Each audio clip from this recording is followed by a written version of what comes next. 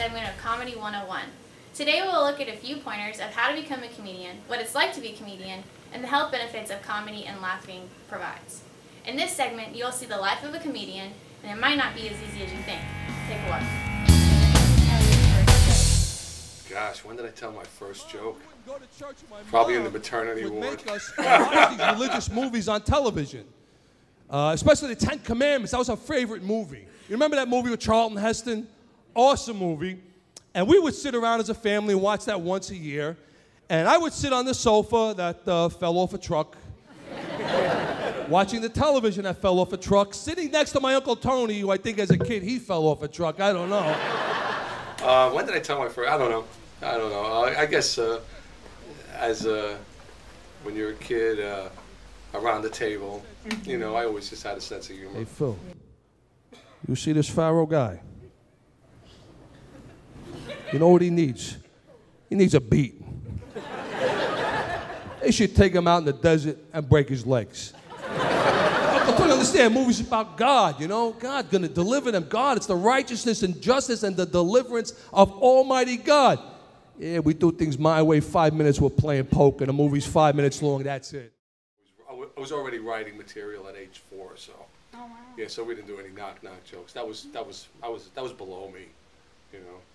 So was that when you officially started creating your own jokes? Yeah, well, they gave me crayons. You know, when you go to a restaurant, you get the crayons. And instead of drawing, I would be writing material. You know, crayons. Yeah. Nice. I was born to do this. Cool. Yeah, I'm the funniest guy no one's ever heard of. Yeah.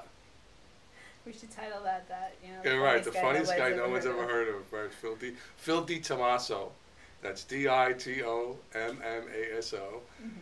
.com. What advice would you give to other or future comedians? Get a real job.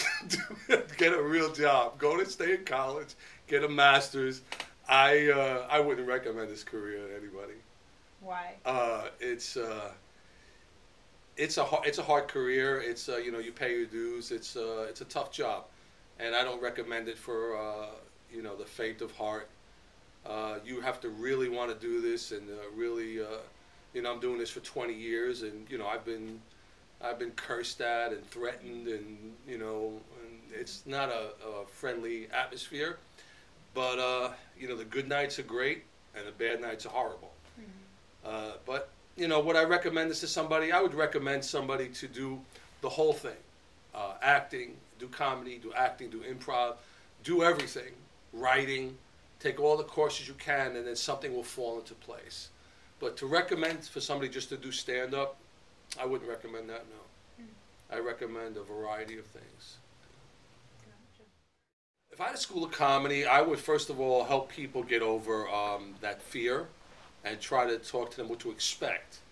What to expect when you get introduced and turn around and see 200 people, you know, staring at you and waiting, you know. What to expect, how to react to that. That would be the first thing I would talk about. And then I would get into you know, writing from here, because you can't, you know, you can, some comedians steal material, but you really can't do that because it's not from here. If it's not from here, it's not going to be funny, it's not you. Exactly. So I would try to teach them to dig down deep and try to find out what makes you tick.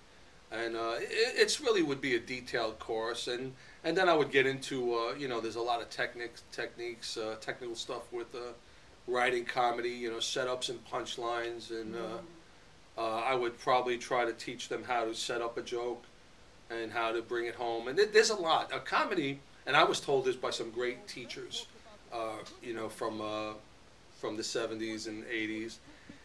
And there's a rhythm to comedy. You know, setups, bang, bang, bang, punchline. It's a rhythm. There's a beat to it. There's a flow. And if that flow is interrupted, like when you're on a roll, there's a beat, and you could feel it, and there's a rhythm to it. So I would probably teach that, or like music, right? There's a beat to it like music, and you when you're doing it, you feel it. But that comes with time. I mean, it takes. They say it takes at least 2 years to 4 years before you get over that nervousness. Yeah. I say 4 before you can get up there and just relax and hey and bang, bang, bang, and that takes a while. You know, had my own business.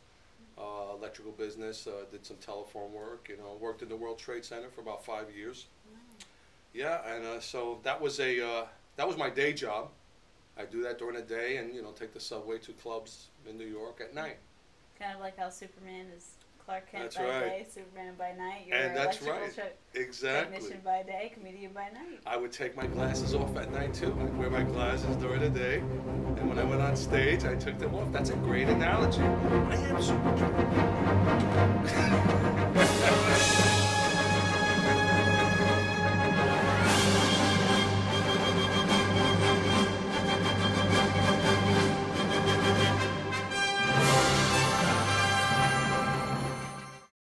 My favorite material is my Robert De Niro doing Moses in the Ten Commandments. Yeah. You know, Give us a sample.